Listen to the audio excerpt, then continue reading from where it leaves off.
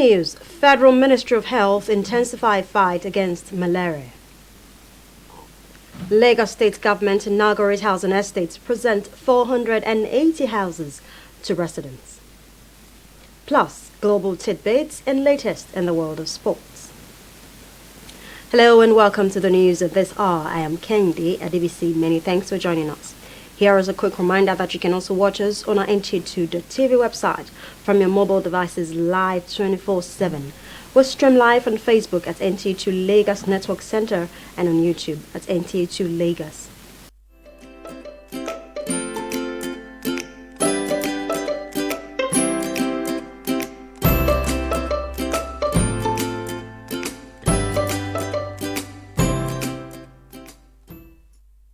The Lagos State Government has reiterated its commitment to providing decent and affordable accommodation for workers in the state's public service.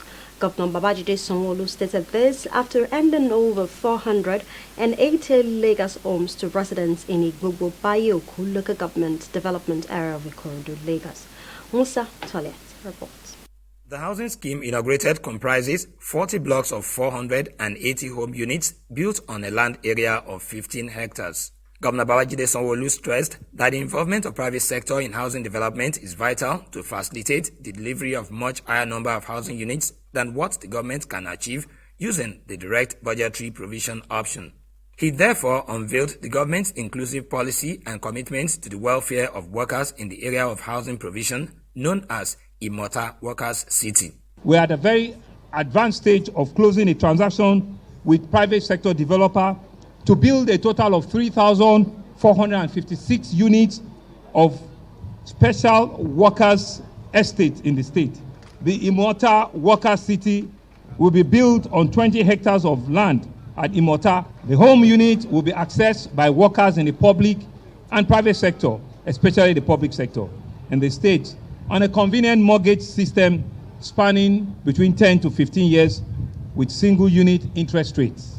In terms of job creation through construction work in various housing schemes, the Lagos State government says not less than 16,904 direct economic engagements for consultants, contractors, and artisans have been created in the state. We believe that additional 15,000 have also been provided informally into this sector.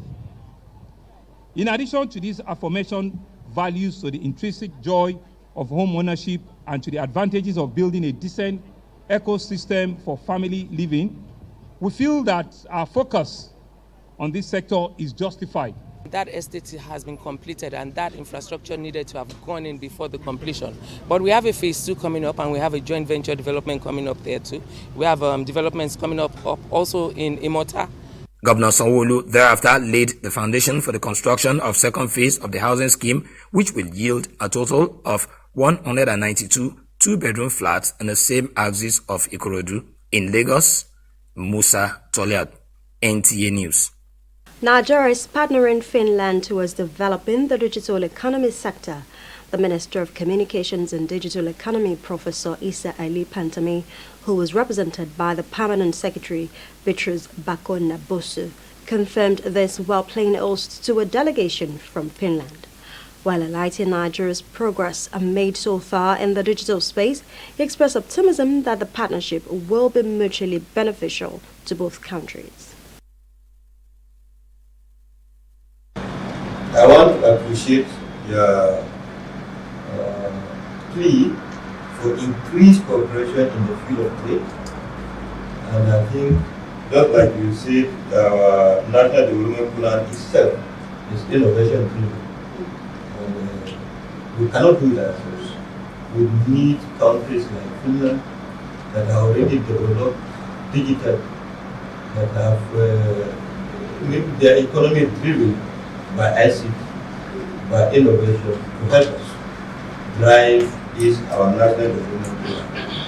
Digitalization is a journey, and the journey needs a roadmap.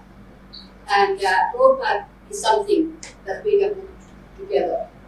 And once again, I refer to the National Development Plan being innovation driven. And I'm not saying that we know it all, but we can contribute. The delegation also deliberated on concrete actions and opportunities for the cooperation.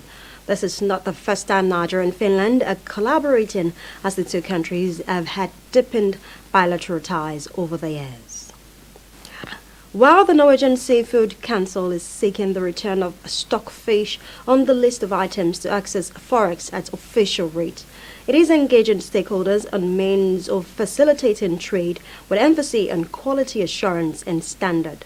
Marco Olale reports that a seafood seminar organized in Lagos provided avenue for importers and exporters and regulatory agencies to interface.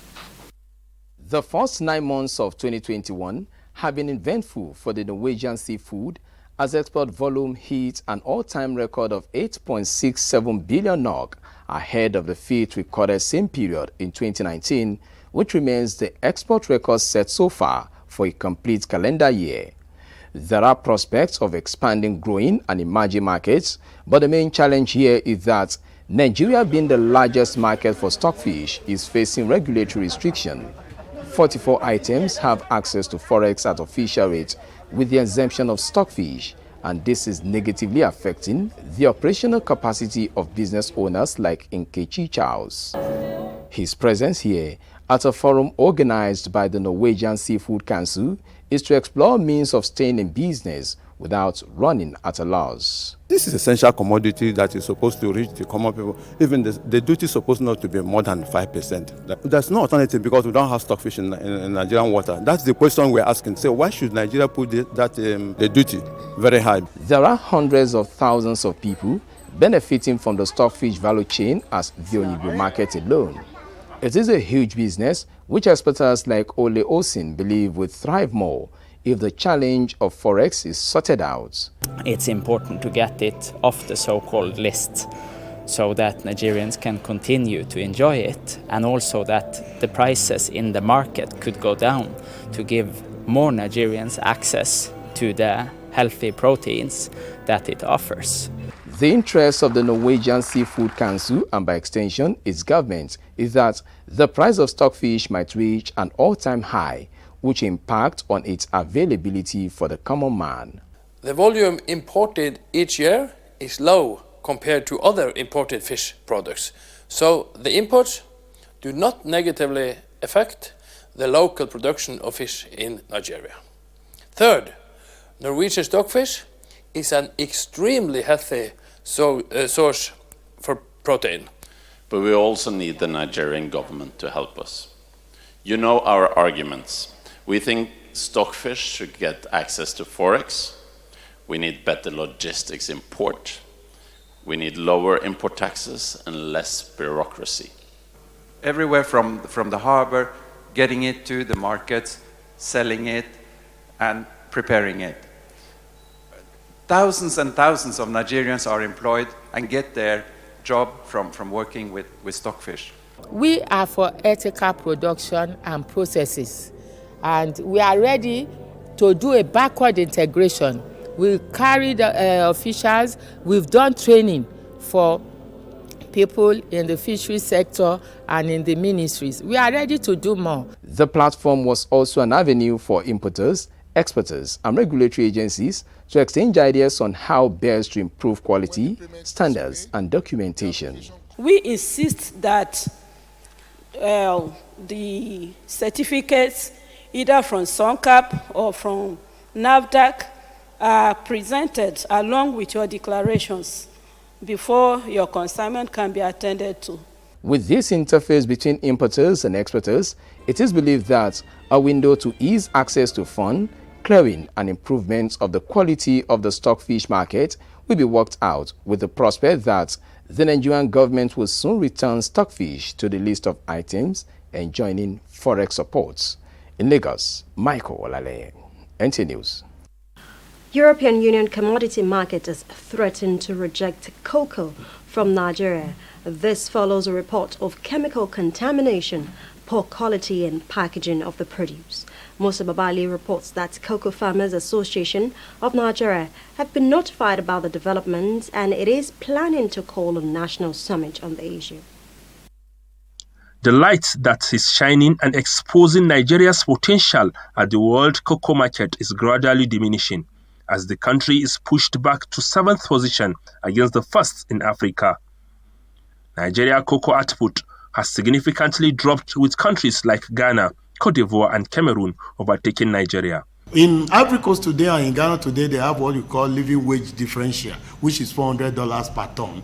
As of today, because there is a vacuum in Nigeria, nobody's collecting that $400.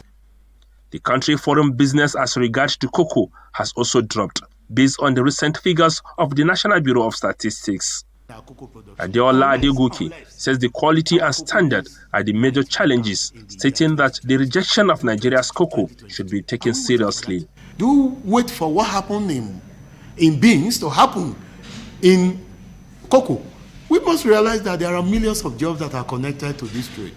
We cannot allow the commodities to just be banned by 2022. In the meantime, the federal government has established a demonstration cottage poultry processing facility to set a pace for the transformation of the livestock subsector in line with international best practices. The idea, according to government officials, is to expose the numerous potentials in the poultry value chain, which have provided ample opportunities and raw materials for small, medium, large and scale businesses to thrive in Nigeria. Musa Baba Aliyu, NTA News. You're watching the news on NTA2 at this hour. We'll pause here for some messages, but before that message, remember you can send your eyewitness account to our journalist platform on our NTA2.tv website. Stay with us, we'll be right back.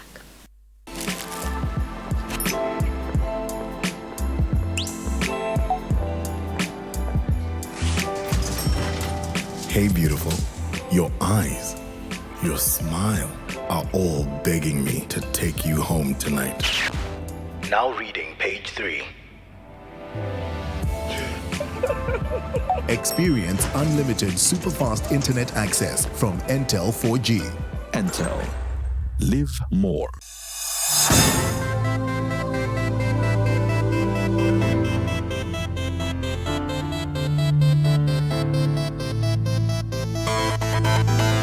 Back to Lagos now, where Hidino has an executive report. Hello, Hidino. In Lagos, state houses of assembly have charged the federal government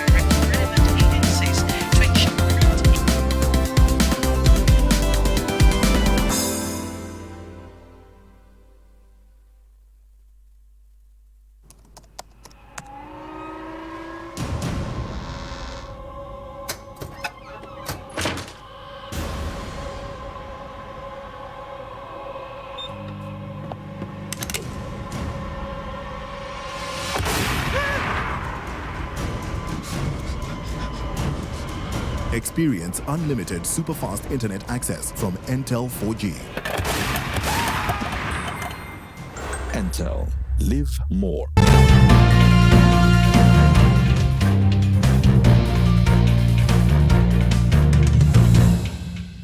Glad to know that you're still there with us. If you're just joining us, this is the news on the hour on NTA2 Lagos. Moving on now, Nigeria's journey towards being malaria-free is said to have, over the years, encountered delays as a result of the attitude of some Nigerians towards the disease. To overcome this obstacle, the Federal Ministry of Health, in collaboration with Breakthrough Action Nigeria Project and other partners, is now trying out an uncommon approach to produce the desired social change towards malaria. Malaria remains a leading cause of death among children under 5 and pregnant women in Nigeria, with a WHO report showing that Nigeria has the highest global prevalence rate, with 27% of global cases and 23% of global malaria deaths. Experts often say that death from malaria is avoidable, but the attitude of Nigerians towards proper diagnosis, treatment and preventive measures continues to be a clog in the wheel of achieving malaria-free Nigeria. To effect the desired social change, collaborative partners have introduced the Mama Put media series. The character of Mama Put, played by popular Nollywood actress Ada Ame, is a health-conscious restaurant owner who shares helpful information with people around her. So we're hoping that this campaign will get to the grassroots because it appeals to the larger population, to the everyday Nigerian. a form of getting the message, across in a dramatic way. The media campaign, which will be available on all social media platforms, promotes key behaviors around fever care management. It is not because you have fever, you just conclude that it is malaria. It is important for you to get tested, and if it's malaria, then you take the correct anti-malaria. Experts are hoping that this initiative will activate the desired response in the strategic plan to end malaria in Nigeria. Ekene Ndulwe, NTA News. The daily update in cases of COVID-19 by the Nigeria Center for Disease Control as at the 25th of November 2021 shows that there are now 65 new cases from 10 states of the Federation, bringing the total number of confirmed cases to 213,883.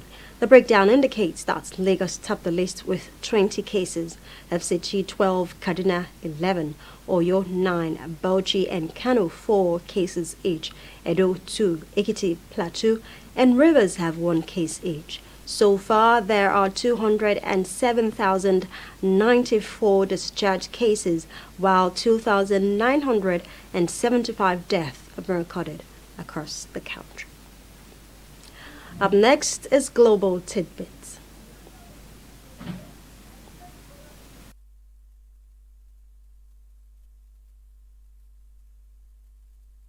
The United Nations has confirmed the death of at least 43 people several days after intercommunal fights in Sudan. Thousands of people have also been reportedly displaced. The UN says more than 40 villages were burned and looted in the clashes. Several people, including children, have been reported missing. There has been frequent outbreaks of violence in the affected regions since the signing of a peace deal that led to the withdrawal of UN peacekeepers. In another development, the Interior Minister of France has cancelled talks with UK Home Secretary after Prime Minister Boris Johnson called on France to take migrants who crossed the Channel. France has gone ahead to express its disappointment in what it says is an escalation of political crisis after the deaths of 27 people. Mr. Johnson set out 5 steps in his letter to President Emmanuel Macron to avoid a repeat of the tragedy. The Interior Minister has since reacted to Mr. Johnson's letters, saying the public letter was unacceptable and comes as a counter to discussions between partners. And finally, at least 52 people have been reported dead in Russia's worst mining disaster in a decade. The incident started when coal dust in a ventilation shaft caught fire, filling the mine with smoke and killing about 11 people. A failed operation to reach dozens of missing miners turned tragic after several rescuers reportedly suffocated. Officials report that 49 people had been taken to the hospital with injuries. Some had smoke poisoning and some are said to be in critical conditions. For Global Tidbits, Ruth Ariel Samuel. Nigeria can now grow the nation's GDP with enormous resources available in the maritime sector if the blue economy is adequately explored and utilized. This was the emphasis at a third Educators and Maritime Stakeholders Roundtable in Lagos. Ruth Ariel Samuel reports that the event is a third edition organized by Oceans Ambassadors Foundation.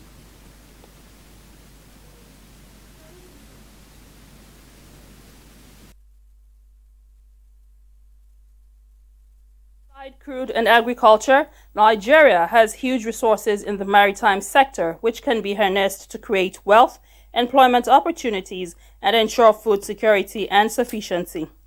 Ironically, this gold mine is yet untapped. This meeting is one of such by stakeholders in the maritime industry to dialogue, educate, and inspire the youth to see the need to tap into the opportunities available in that sector. The cabotage law has been implemented, has been put in place, but it requires to be implemented to the letter to ensure that Nigerians tap into the opportunities and the federal government harness the revenue inherent therein. To catch them young, Secondary school students, especially girls, are encouraged to choose a career path to develop interest in the maritime sector as ocean ambassadors. If you look at NIMASA statistics of seafarers, we have just 9% that are seafarers, which is unlike other maritime nations.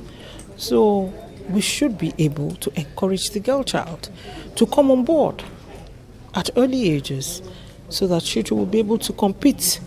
If we have more young people coming into the industry, exploring all the opportunities that the industry avails, that way we're going to create the revolution that is required.